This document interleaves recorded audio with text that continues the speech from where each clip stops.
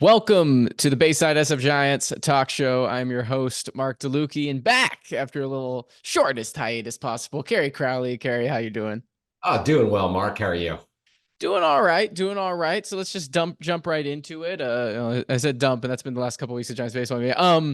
We talked a couple weeks ago. Javi filled in for you last week, but we left off last we chatted. It's the Giants got the Nationals. They need to get some wins, and they proceeded to lose 2 out of 3. The Nationals, they lost 2 out of 3 to the Rays, took 2 out of 3 from the Marlins, and then came home and split a 4-game series with Arizona. So obviously there's been, a lot of baseball, not too many moves in the transaction department. Again, Bob Melvin is proving to be a much more stable lineup manager of the rotation than Gabe Kapler was. So, again, we're getting close to now finishing up this first month of the regular season, and things are still pretty stagnant. It's about what we expected. There hasn't been the roster churn that maybe we've been accustomed to, but this team's also hovering right sort of under 500. So I'll just start with sort of throwing to you, what have been your takeaways or impressions from these last couple of weeks of Giants baseball? Yeah, I've seen a lot of missed opportunities for this Giants team. And I look at, it's not a game that the Giants will probably think back on after 162 and say, hey, this is one that really cost us. But you go to that Tuesday evening game in Miami against the Marlins, where Jordan Hicks gets off to such a good start. The Giants take an early 2-0 lead against a team that at the time had 3 wins. They were the beleaguered Miami Marlins. They had nothing to play for. And Tyler Fitzgerald steps over second base on a potential double play ball, doesn't get the out at first. Jordan Hicks throws 37 pitches. And that's the type of mistake that I think really hurts a team because you've got Jordan Hicks, who you're trying to keep on a strict pitch count. You're trying to get this guy deep into games, but doing so efficiently. He's ultimately unable to get past 5 innings in that game when it really looked like he could go 6 or 7 at that current rate if things were going well for him. Giants offense doesn't come alive in the late innings. They drop that game to Miami. And there have been some similar games that they've dropped as well. You go back to Sunday's game against the Arizona Diamondbacks, and I thought that was one that the Giants could have put away. I think that there's just a few games here and there that you think about, and you'll say, hey, at the end of the season, you don't want that list to be 20 to 25 games. And so far, it's probably 3 or 4. And over the aggregate, 162, that adds up to 20 to 25. And this is something that they've got to start winning these games. It goes, that's the easiest thing for me on my couch to say. But I do think that, you look at this roster and it should be better than the record that it has put forth. And so how do they go about fixing that? I'm not entirely sure, but I do know that they'll need more production from some of the veteran players that they signed. Yeah, it feels, I'm gonna be honest, it feels very reminiscent of the start of last season, Yeah, absolutely. where it's different faces, it's different figures, but I remember sitting there after like the first month and 2 months in the season and going, JD Davis, Lamont Wade Jr., Tyro Estrada, they have been all-star worthy players. Like if you had an all-star game after the first month, 2 months of the season, each of them had a case that they'd been the best or top 3 players at their Oh, yeah. position, you know? And I was saying like that's impressive. And I was also saying, but the Giants are still 500 with that. And that's going to regress at some point. Mhm. And where do you go from there, right? And that's kind of how the season played out, right? Like you get the sort of injection from Bailey and Schmidt that sort of sparked their run, but toward the end of the season, again, those guys regressed, and Estrada, Wade, Davis still had solid seasons last year, but the reality was they started off on such a torrid pace that unless they proved to be players that at least they haven't up to this point in their career, it was going to fall back to earth.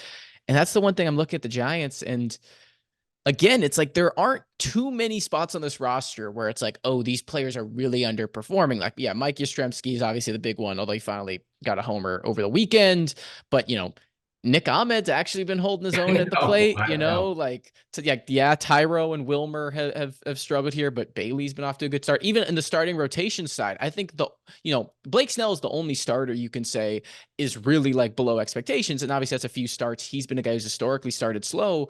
And again, it's hard for me to really harp on that because they've gotten so much from Jordan Hicks above what I expected. Keaton Winn and Kyle Harrison have been solid, but not necessarily the greatest at controlling runs, which is probably what I would have expected from Exactly. guys with good stuff who are rookies who in the minors didn't post 2 or 3 ERAs. Like these are probably going to be guys who hover around the mid fours ERA wise, and that's okay. I'm not worried about their long term projection. But this Giants team's in the luxury tax. This Giants team is coming off an offseason. The pressure is on Farhan Zaidi. He got an extension despite some frustration from fans. And you're looking at the team. Okay, this is a playoff season. And yeah, I am a little bit at a loss here on how that shifts, right? Like, they put a lot of blame on Kapler for the end of last offseason or end of last season. They obviously signed a bunch of players to suggest that maybe they acknowledged a talent deficit. But again, it feels like these margins, they're falling short. Yeah, it's really interesting to me that, it feels like this Giants team was built around a just score four mantra, which they kind of had back in 2010, 2012, 2014, where, hey, the pitching staff should be good enough to where if you get 4 runs, you're going to win that ball game. But the starters are in theory good enough. For me this year, this bullpen has had That's some true. games where it's been great, but this bullpen's been a little leakier than I think all of us expected. And I know that 27 out of 30 fan bases on an annual basis hate their bullpen. That's just my rule of thumb is 90% of fans think that their bullpen's the worst in baseball, when in reality, you could have a top 3 to top 5 bullpen and most fans won't notice because that's just the way that relief pitching works. There's a lot of recency bias in all of the ways that we evaluate relievers and things. And so I look at this bullpen and I say, it's not as strong as I thought it might be. That's not to say that it can't reach the potential that I think it has. And I think that some of these guys who have maybe struggled at the beginning of the year, their numbers will come back up to normal. But I just think that the Giants right now are a team that you look at them and you say, starting pitching's pretty good. Bullpen's okay. Defense is improved. Offense is fine. And they're just a fine team right now. And I think that that's the big issue is they made all these signings to be a lot better than fine. Yeah. Like they made all these signings, they pushed toward the luxury tax to win 88 to 90 games. And right now they look very much like a 79 to 83 win team. And again, this feels like bittersweet to say, but I think let's sort of say one thing that is a positive to start the season. It is too early to declare anything. And again, it's one of those things where when you look at the record and you see this player's production, it does make you a little clench your fists a bit. But also Patrick Bailey's back looking like an above average offensive player. But I say this, and again, like, let's take out the context and expectations and all those other things.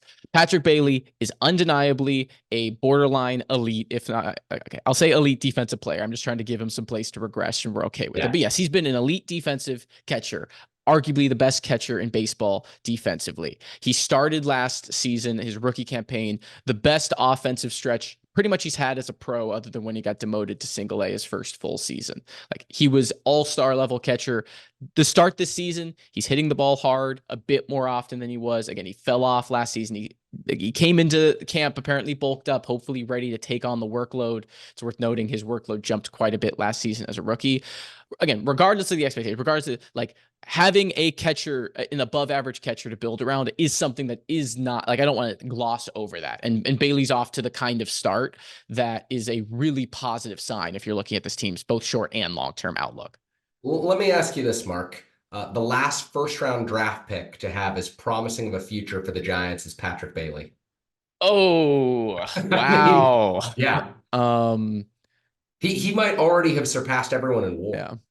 I think, dating back to at least Joe Panic in terms of WAR, because there was a long stretch there where they were. Yeah, and Brian Reynolds is a second-round pick, so he wouldn't count that, even though he Reynolds. was a top pick, even though he was their top pick. And if you're not accumulating that with the Giants, I'm not giving them credit, because they maybe had the right evaluation when they drafted him, but they didn't have the right evaluation when they traded him for 8 months of Andrew McCutchen. By the way, Joey Bart hit another homer. He's sitting 313 with the Pirates.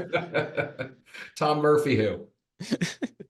But no, I mean, it's a great point. It's probably and Panic got off to a slow start, right? So if we're talking about like Giants careers, you probably do have to go back to Posey, right? Because Wheeler didn't make it up with the Giants, and so it's like Bumgarner was 7, Posey. I mean, 8. Yeah, Wheeler didn't make it up with the Giants. So who's the 10 first-round pick? That's one to think about. That's Gary Brown. Oh, well. Yeah. Yeah. Because it was Wheeler, Brown. Heck the year in San Jose. We'll never forget it. Those of us combing through the San Francisco Chronicle box scores for San Jose Giants talk back in the day. We love that season that Gary Brown had. It's incredible. Yeah, if it wasn't for that hitch, who knows? But no, I mean, it really is something like, again, I am a critical analyst pretty consistently. So I do want to take a moment outside the context to acknowledge like what we're seeing from Bailey. The defense has continued to look good. Again, there's inconsistencies, there's errors and pass balls that feel like frustrating to see from a big league catcher. That's always sort of plagued Bailey, but they have been less frequent than when he was in the minors. And again, he does so much else well defensively when it comes to framing, when it comes to his ability to shut down runners with how quick he is, just his pop times, and the intangibles of what his work with pitchers do. That was always something that even in the minors, pitchers talked about how impressive it was to work with Bailey, how much they liked working with Bailey because of his game calling. And so, I want to take a moment. Like it seems like Bailey is not just the question I had coming into the year, and the question I continue to have. Again, we're only less than a month away into the season, but the fear with Bailey is that the bat is more like that second half than the first half last season, which again, he's not going to be as good as that first half, but he's more like the second half, the first half. And he ends up being I think, a Jacob Stallings type, right? He ends up being a glove first catcher that's valuable, and undeniably it's easy. You pencil him in every day, but again, there's a difference when you have a catcher who's just a league average hitter, right? It just changes how long your lineup has the potential to get. And Bailey's been far more than that to start the season. And again, it seems like a way that's replicatable. Again, I don't think he's going to hit for big time power. He's not, you're hoping for 10 to 15 homers, but if he hits 270, 280 and walks at a good clip, that's a really, really valuable player.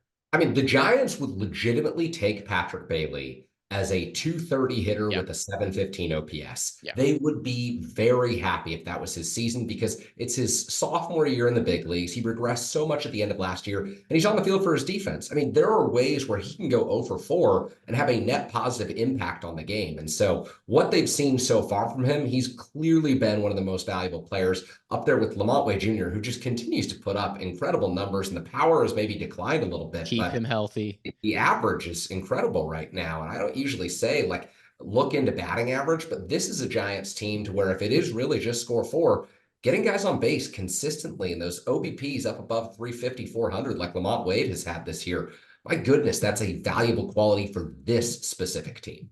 Yeah, and it feels like it's been ever since 2021, we're always talking about the Giants in a quote unquote inability to hit with runners in scoring position. And that continues to be the issue. Because again, they are tending to get guys on base. There's been so many games this year where a starter has, 5 runners on base in the first 3 innings and the Giants still haven't scored, right? Or, 4 or 5 walks and the Giants aren't able to score a run. I talked a little bit about Javi last week, so I don't want to, folks can go watch that if they want to hear my take on this. I'm curious what you think is the source of that, and whether that's something that the Giants can bank on getting that positive regression from to a point where they'll be an above average or a good enough offense, because there'll be some regression, but how much? This is a really tough one. And I've probably said this to you half a dozen times. I know I've said this to Roger a million times. And I've said this on KMBR, 100 million times. Back in 2019, Stephen Vogt was the backup catcher for the San Francisco Giants. And he told me that the game has changed to a point to where one of the hardest things to do in all of sports, not just baseball, but one of the hardest things to do in all of sports is get 3 base hits in an inning. Because pitchers are so good at getting swing throughs. Pitchers are so good at suppressing runs right now that you have to hit one over the fence. And it's a walk and it's a home run, or it's a single and it's a home run. It's back-to-back doubles. But 3 hits in the same inning, that doesn't happen often in Major League Baseball. And the Giants lineup is designed to succeed right now with 3 hits in an inning. And that to me is just kind of like, it's a group where you're going to have a bunch of guys hit at or around 20 home runs this year. And I think that's, I think that's the question though. I think that's the hinge point you think about the 2021 team, right? Not many players hit 20 homers on that team. I think, and only Belt hit 25, but a bunch hit 10 to 15. They all hit 10. Yeah. Right. They had 18 with 5. Right. And even like we think about last year's team, right? Conforto and Yaz, they hit 15, 16, not 20, 25, right? And like it doesn't seem like a big deal, But again, when you talk about the Giants aren't getting 40 from anyone, No, right? Like, they're probably not getting 30 from anyone if we're being right. real. Well, yeah, Yeah, and that again, Jorge Soler could pop off any one of these days. exactly, and stay Yes. healthy, right? Yeah. And so that's, I think, the thing is, if the Giants get like 15 to 20 versus 20 to 25 homers, doesn't mean a lot with any individual player, but the Giants have like 5 to 6 players who fall into that space, right? Yep. Who, like, anywhere from 12 to 25 homers wouldn't surprise me. And if you're talking about 3 to 4 guys, again, like last year, pretty much everyone was on the low side of that range, right? Yep. And the question is, where do those players fall this year? Yeah, and I think my big concern is it's probably closer to 15 than it is to 25 in that range. And so if you're thinking about it, like last year, Wilmer Flores hit over 20, I believe. This year, you're probably picking closer to 15. Can Matt Chapman hit 20 home runs this year? I'm probably thinking 17, 18. Michael Conforto, same range there. Lamont Wade, maybe fewer this year, even though the average is up higher. Tyro, fewer this year, if you base it off of his start to the season. And I think that that's a real issue long term for this team. So to take the circle back to your initial question here, can the Giants regress to the norm or get back to where you think that they might be with runners in scoring position? I don't know that they'll ever get all the way back. And it's because it's an offense that it doesn't hit a lot of home runs, and it's an offense that doesn't have the highest batting average in baseball. And so they may end up being, a top 10 team in terms of average slugging percentage. They might fall down a little bit. And that to me feels at best a middle of the road team where it's, again, just score 4. Is the Yeah. ball enough? Yeah, So, well, and building on Vogt's point, he's talking about pitching in that, but when you take into account too, like defensive shifts and how much data we oh, have and stuff even more, right? When you're thinking about like 3 base hits, right? Like I think that's the thing. And yeah, sort of to sum up what I said last week to Javi, my concern always is with the Giants is that our pitchers just approaching you differently in different situations because you don't have lineups that fear you, right? It's like yeah. that because starters are going to be saying, I'm trying to get to 6, I'm trying to get to 7 innings of work. And so with no one on base, maybe I'm going to be more willing to leave, pitches down the middle or pitches, in a place that, I can get hurt a little bit. Yeah. And so that's how you give up that early single, right? That's how you give up that couple singles. But then with the runner in scoring position, you're buckling down. Maybe, you're going to be nibbling a bit more. And that's where, you're maybe going more full max effort. Again, I don't know if that's fair to say, again, like big league pitchers, I'm not sure if they're really in a position to do that. But that's always the thing I wonder, because it feels like we've been saying this about the Giants so consistently that it feels unfair to say, oh yeah, this is just going to regress. At some point, we have to look for alternative kind of hypotheses to explain this. Yeah, and gosh, I mean, there's just been so many times for the first month of the season, Mark, where I've looked up and there's a pitch right down the middle, Yeah. and they're not swinging. And I don't know. I'm not in the head of Justin Veely. He was on that 2021 staff the last year that I covered the team as a beat reporter. I didn't talk to him much. I talked to Donnie Ecker almost every day when he was in the same job, hitting coach for the Giants. Talked to him philosophically about hitting. I had a firm grasp of what Giants hitters were being told because Donnie Ecker was open with media. I don't know if Justin Veely's having those conversations with people. I venture to guess he's not. And does that ultimately hurt the way that fans view the team when coaches aren't as accessible? That's a whole other story that we could get into a whole other time. We'll have a separate media Yeah, media and podcast dropping baseball. at Oh some my point. gosh, we could go on forever about that. But I really do. I don't know that I've heard a substantive interview That's a great about point. what the Giants are being told offensively and how the hitters meetings have changed this year compared to previous seasons, because I think that that's something that I'd love to learn. And I know that the reporters are digging it. I believe me, I asked them about it. And I don't know that the coaches are made as accessible Yeah, as they yeah. were 10 years ago. Yeah, well, definitely not compared to 10 years ago. And that's for sure. I think, I mean, I think that was a shift too, that just sort of happened with Sabian Evans to Zaidi. My understanding Yeah. of access in general shifted. Mhm. Yeah, I remember, Veely, I believe, was responsible for the sage burning last year in the batting cages Oh, pregame. okay. That's my Justin Veely memory. Sad I missed that one. But Oh. yeah, getting back to the bullpen, it's sort of, we can wrap there. We'll keep this one short since it's been a couple weeks, and frankly, I don't think there's too much to talk about other than who's Mitch White. You can watch the Yeah, YouTube. Mitch White, Santa Clara zone. Yeah, watch the YouTube short I did yesterday. It's if you want the Mitch White recap. Oh, The one thing I'll say on the Giants bullpen in their defense is, up to this point in the season, Dalton Jeffries, Tyler Fitzgerald, and Sean Jelly have combined to throw as many innings as Camilo Doval. Ooh. So what?